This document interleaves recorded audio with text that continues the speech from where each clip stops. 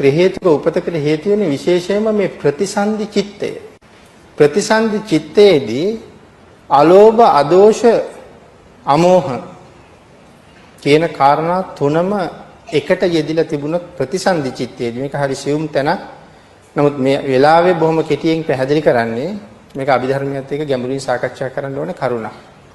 ප්‍රතිසන්දි චිත්තයේදී අලෝභ, අදෝෂ, අමෝහ තුනම එකතු වෙලා තිබුණොත් එයාට ත්‍රි හේතුක උපතක් හම්බ වෙනවා. එහෙම නැතුව අලෝභයයි අදෝෂයයි විතරක් එකතු වෙලා තිබුණොත් ද්වි හේතුක කුසලයක් තමයි හම්බ වෙන්නේ. සමහරලාට මේ ජීවිතෙන් මාර්ගඵල ලබන්න බැරුව යනවා. නමුත් ධර්ම අවබෝධය ලබන්න බැරි කමක් නැහැ. මාර්ගඵල ලබන්න සමහරලාට ද්වි හේතුක උපතක් තිබ්බොත් බැරුව යන්න ඉඩ තියෙනවා. බැරුව යන්න පුළුවන් වැඩි ප්‍රමාණයක්. නමුත් ධර්ම අවබෝධය ලබන්න ඒක බාධාවක් නෙමෙයි. අහේතුක උපතක් කියලා කියන්නේ මේ තුනම පිහිටන්නේ නැහැ. අලෝභ, අදෝෂ, අමෝහ කියන තුනම පිහිටන්නේ නැති කෙනාට අහේතුක උපතක්. ඊළඟට සඳහන් කරනවා යම් ආකාරයකින් යම් කෙනෙක් ළඟ කොහොමද ත්‍රි හේතුක කුසලයක් වැඩෙන්නේ? දැන් කෙනෙකුට හිතෙන්න පුළුවන්නේ ඊළඟ භවයේ ත්‍රි හේතුක උපතක් ලබන්න අපි මොන වගේ පින්කම් කරන්න ඕනේද කියලා. එහෙනම් අපි දන්නවා ලෝභය නැති කරන්න ඕනේ, මෝහය නැති කරන්න ඕනේ, ද්වේෂය නැති කරන්න ඕනේ.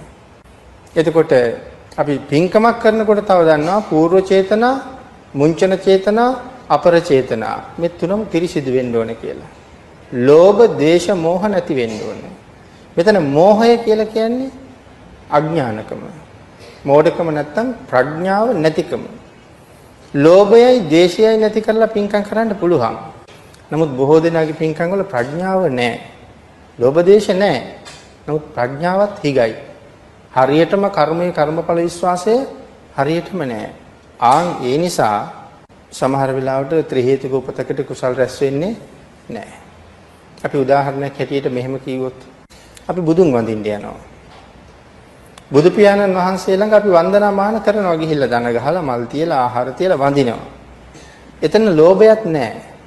එතන ද්වේෂයක් නැහැ. හැබැයි එතන මෝහය තියෙන්න පුළුවන්. ඇයි වඳින්නේ? වඳින්න හේතු වෙන්නේ මොකටද? වැන්දහම ලැබෙන්නේ මොනවද? මේ වැඳීමේ ප්‍රතිඵලය මොකද්ද? හරියටම වඳින්නේ කොහොමද? ඒ කාරණාව අපි දන්නේ නැහැ. නමුත් අපි වඳිනවා. ලෝභ ද්වේෂ නැහැ. නමුත් ප්‍රඥාවත් නැහැ. එහෙම වෙච්චහම ඒක ද්වි හේතුක උපතකට හේතු වෙන කුසලයක්.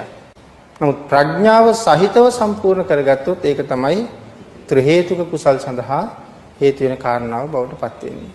අපි ස්වාමීන් වහන්සේ නමක් දැක්කහම අපි පුංචි දරුවෙකුට කියනවා මේ වන්දනා කරන්න කියලා.